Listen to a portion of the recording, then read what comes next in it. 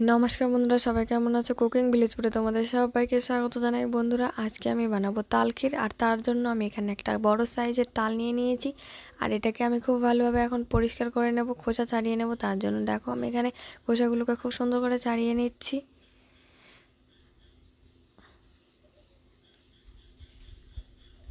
এইভাবে আমি সবগুলো আটি থেকে খোসা ছাড়িয়ে নেব। আর একটা গামলাতে আমি সব আটিগুলোকে নিয়ে নিচ্ছি। আর এখন আমি এগুলো থেকে রস বের করে নেব।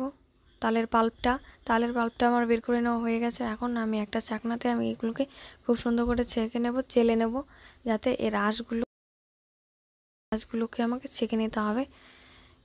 দেখো এইভাবে আমি ছেঁকে নিয়েছি। আর এখন একটা বসিয়ে দিয়েছি উনুনে কড়াই। আর কড়াইয়ের মধ্যে আমি এখন সেই তালের পাল্পটা আমি দিয়ে দেবো।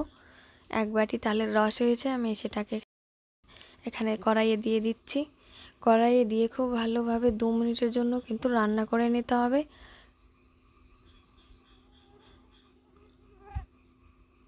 এইভাবে কড়াইয়ে আমি অনবরত নেড়ে নেড়ে 2 মিনিটের জন্য রান্না করে নেব।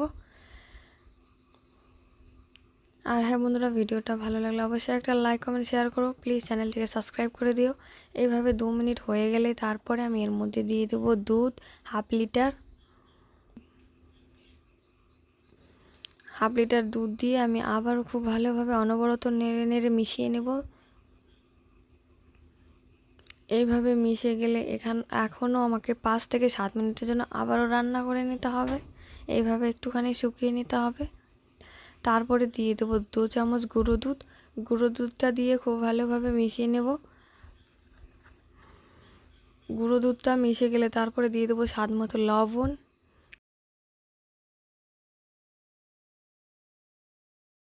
তারপরে দিয়ে দেবো স্বাদ মতো চিনি। যে যেরকম মিষ্টি খেতে পছন্দ করো সেই অনুযায়ী চিনিটা দিয়ে দেবে।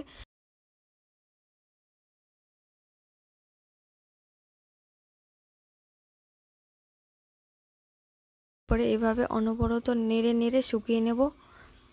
আরও 7 থেকে 8 মিনিটের জন্য রান্না করে নিতে হবে।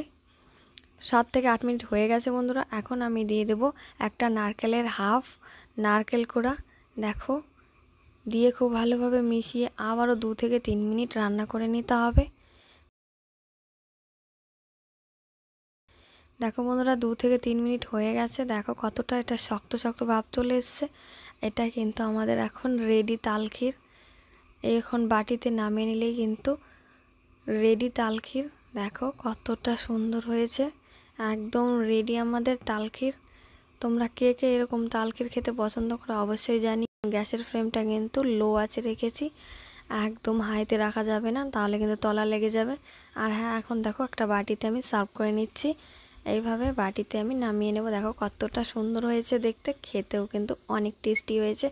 তোমরা কে কে তালখির খেতে পছন্দ করো অবশ্যই কমেন্ট করে জানিও। এইভাবে আমি বাটিতে সুন্দর করে নামিয়ে নেব। নামিয়ে নিয়ে আমি এর ওপর দিয়ে একটুখানি নারকেল কোড়া দিয়ে সাজিয়ে নেব। এই দেখো, একটুখানি নারকেল কোড়া দিয়ে আমি ওপরটা খুব সুন্দর করে সাজিয়ে নেব, যাতে দেখতে অনেকটা সুন্দর লাগে। তার জন্য আর দিয়ে দেবো কাজু আর কিশমিশ, একটু ডেকোরেশন করে নিচ্ছি।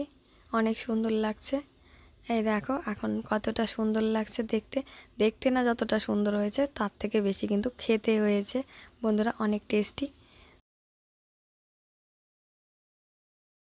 হ্যাঁ বন্ধুরা, ভিডিওটা ভালো লাগলে অবশ্যই একটা লাইক কমেন্ট শেয়ার করো। আর প্লিজ চ্যানেলটিকে সাবস্ক্রাইব করে দিও, আমার পাশে থেকো। আর সবাই ভালো থেকো, সুস্থ থেকো, সাবধানে থেকো।